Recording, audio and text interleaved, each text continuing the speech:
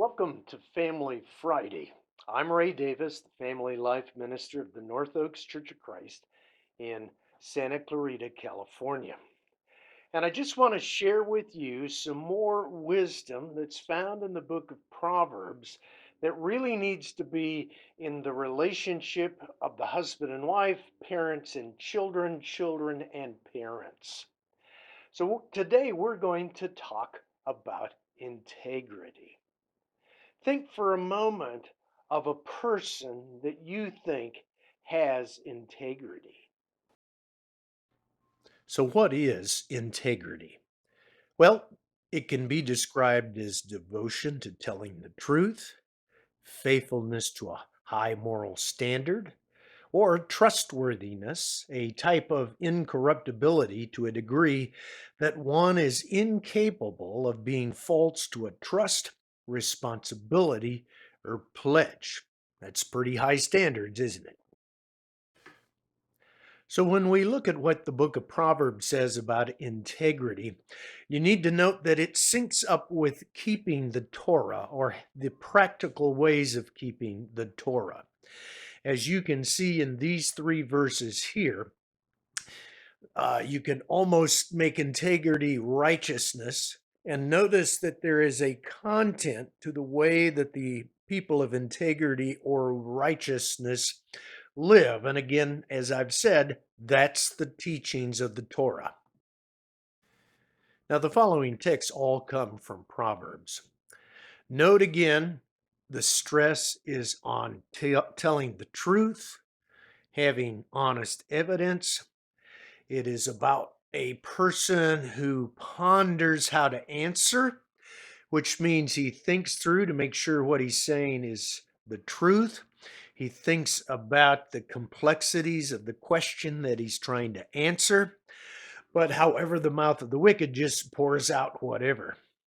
Again, notice there's honesty. There's honesty in what a person of integrity does, links it right up with what the Lord is.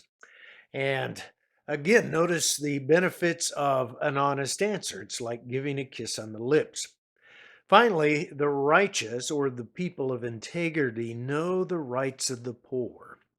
In other words, they see others as real people, not swayed by money, not swayed by ethnicity, not swayed by language, but that everyone who is a human being is created by God and worthy of respect. What are the results of integrity? Well, again, there's courage. I've always loved 28:1. The wicked flee when no one pursues, but the righteous are as bold as a lion. Because the righteous or the people of integrity are following God's ways, they don't have to be afraid. They know that ultimately God will prevail. There's honor. Righteousness exalts a nation, and it also exalts a family. A family of integrity is a family that can be trusted. The righteous will never totter. That means they're not going to weave in between good and evil or lies and truth. They're going to be very steadfast in telling the truth as they know it and standing up for the truth as they know it. Finally, we see that somebody who's trustworthy can keep a confidence when someone gives them a secret. However, a gossiper is just going to tell everybody. Finally, I'd like to conclude this section of Proverbs and integrity by asking some questions. How well do you keep your promises? According to John Gottman, an expert in relationships, 85% of your promises have to be kept in order to be viewed as trustworthy. Is your yes a real yes? How true are your no's? How honest are you with your wife? How about your kids? How about your parents? What's your attitude towards others, particularly the powerless, the poor, and those who believe differently than you?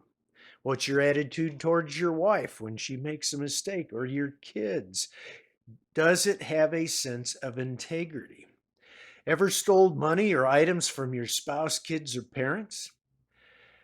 Do you treat your spouse, kids, and parents as real people with feelings and opinions? When's the last time your kids witnessed an act of dishonesty from you?